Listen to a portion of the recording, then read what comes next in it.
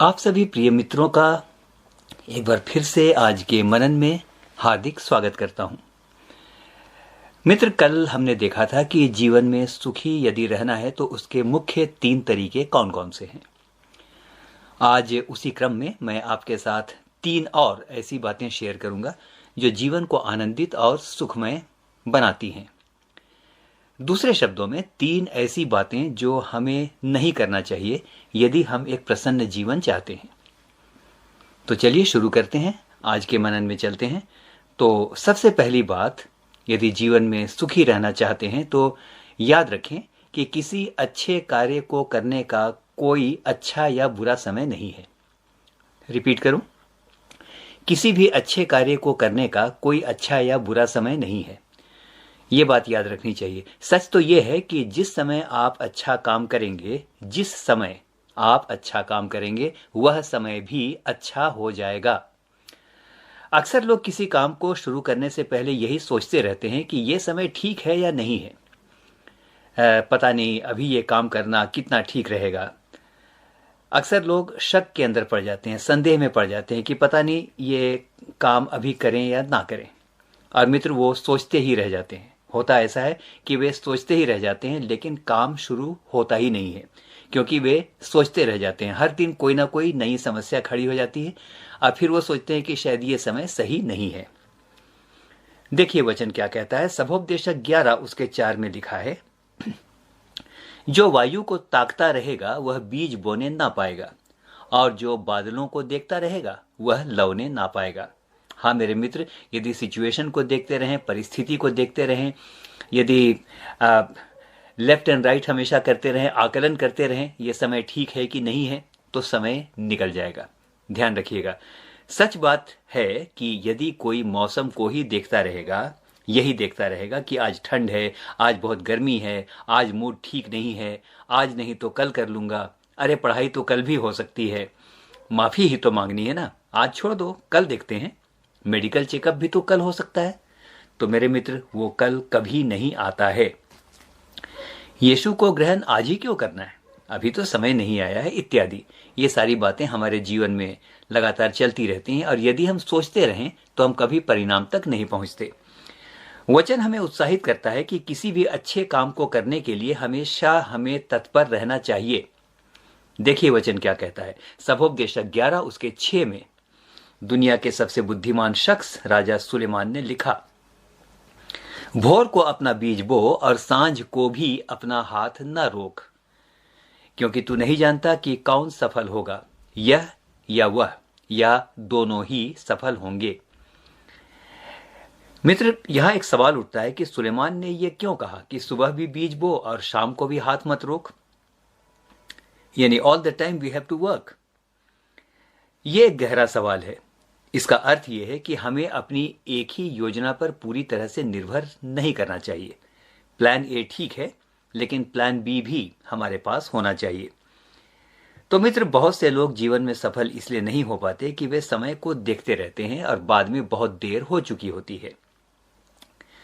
वचन बताता है कि हमें हर समय तैयार और तत्पर होना चाहिए, विशेष करके वचन शेयर करने और गवाही देने के बारे में। दूसरा तीमुथियुस 4 और उसके 2 में संत पौलुस कहता है, समय असमय तैयार रह।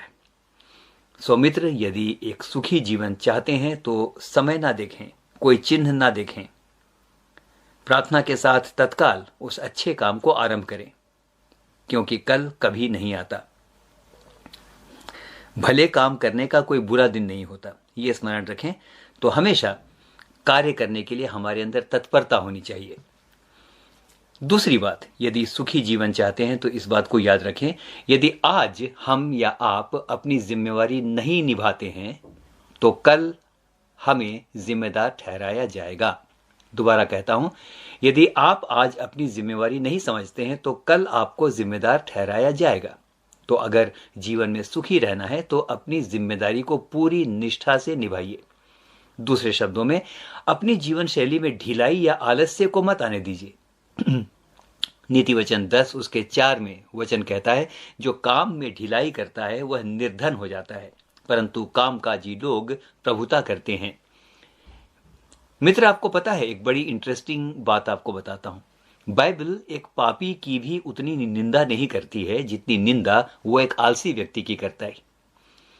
माफ कीजिएगा, बाइबल एक पापी की भी उतनी निंदा नहीं करती है जितनी निंदा वह एक आलसी व्यक्ति की करती है। हम सब राजा दाऊद के बारे में जानते हैं।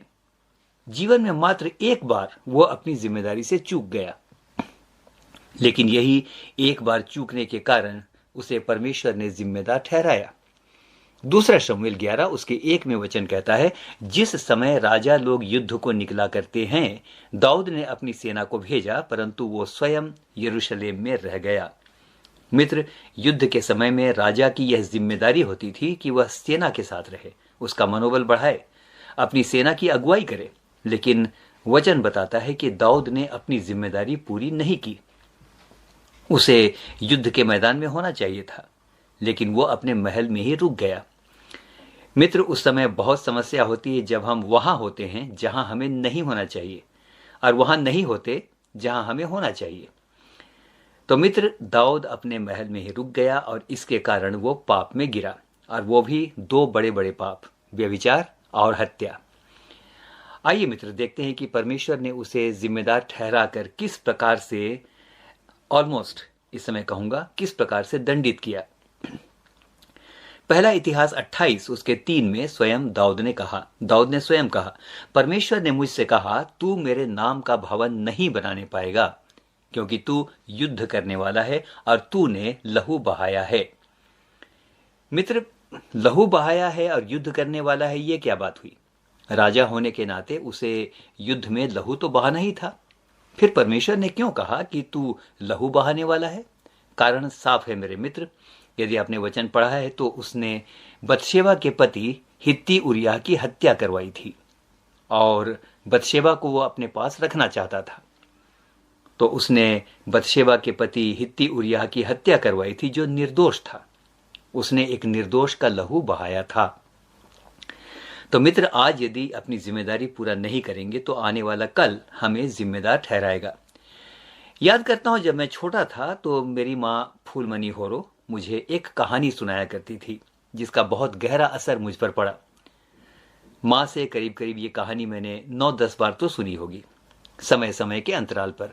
कहानी कुछ इस प्रकार से थी, शायद इस कहानी को आप भी जानते हैं। यदि जानते हैं तो बहुत अच्छी बात है, लेकिन पुरानी कहानी है, आपको अच्छा लगेगा। कहानी कुछ इस प्रकार से थी। एक लड़का था। जब वो छोटा ही था तो उसे चोरी करने की आदत पड़ गई। उसके पिता नहीं थे। वो अक्सर छोटी मोटी चीजें जब चोरी करके घर लाता था तो उसकी माता बहुत खुश होती थी। उसने कभी बच्चे को नहीं टोका। धीरे धीरे समय बदला, वो एक शातिर चोर बन गया। और एक बार की बात है, वो कहीं चोरी करने गया था। उसे घर के मालिक ने देख लिया और वो शोर मचाने लगा।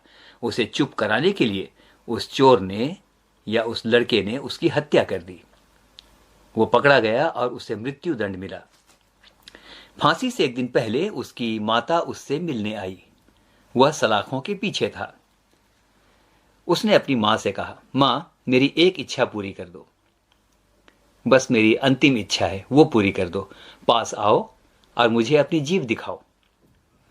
मां उसके पास आई, और क्योंकि बेटे की अंतिम इच्छा थी, मां उसके पास आई और सलाखों की इस ओर से उसने बेटे को अपनी जीभ दिखाई। मित्र, जैसे ही मां ने अपनी जीभ दिखाई, बेटे ने उसकी जीभ को काट दिया। माता लहूलुहान हो गई। जेल के लोग भागे हुए आए और पूछा कि उसने ऐसा क्यों किया। उसने कहा, यदि यह मेरे बचपन से ही मुझे सही शिक्षा देती, सही बात कहती अपनी जुबान से, तो आज ये नौबत नहीं आती। उस जीभ का क्या फायदा जिसने किसी को मौत के मुंह में ढकेल दिया हो। तो मित्र, जिम्मेदारी यदि न ली जाए तो जिम्मेदारी वापस आती है। जीवन में सुखी रहना चाहते हैं तो जब जिम्मेदारी लेने का वक्त है, जिम्मेदारी से मुंह ना मोड़ें। यदि मोड़ेंगे तो वो लौट करके आएगी, और बहुत ही कुरूप रूप में वो आएगी। नीति वचन 19 और उसके 18 में वचन इस प्रकार से कहता है, जिम्मेदारी की बात है, जब तक आशा है अपने पुत्र की ताड़ना कर, जानबूझकर उसे मार ना डाल। यह हमारा उत्तरदायित्व है। तीसरी और अंतिम बात मित्र, यदि सुखी रहना चाहते हैं तो एक काम कीजिए, बहुत बड़ी बड़ी महत्वाकांक्षा मत रखिए। जितने बड़े बड़े अरमान होंगे, पूरे नहीं होने पर चोट उतनी ही लगेगी। ऐसे लोग जो बहुत बड़ी बड़ी उम्मीदें लगाकर बैठते हैं, पूरी ना होने पर क्या होता है मित्र कि भावनात्मक संतुलन खो बैठते हैं और प्रभु को ही कोसने लगते हैं। उतावली में बहुत कुछ ऐसा कह देते हैं जो परमेश्वर पसंद नहीं करता है, और उनके मुंह के बोल शाप के रूप में उन्हीं के ऊपर आ पड़ते हैं। तो मित्र, मैं ये नहीं कहता कि बड़े बड़े सपने ना देखें, बड़ी योजनाएं ना बनाएं और ऊंचा ना सोचें। सोचिए, प्रसिद्ध प्रचारक विलियम कैरी ने कहा था, expect great things from great God and attempt great things for great God. जरूर ऊंचा सोचिए, जरूर ऊंचे सपने देखिए, महत्वाकांक्षाएं रखिए, मेहनत कीजिए, लेकिन सिर्फ मैं इतना कहना चाहता हूं कि अपने अरमानों या योजनाओं को अपनी सारी खुशी का कारण मत बनाइए।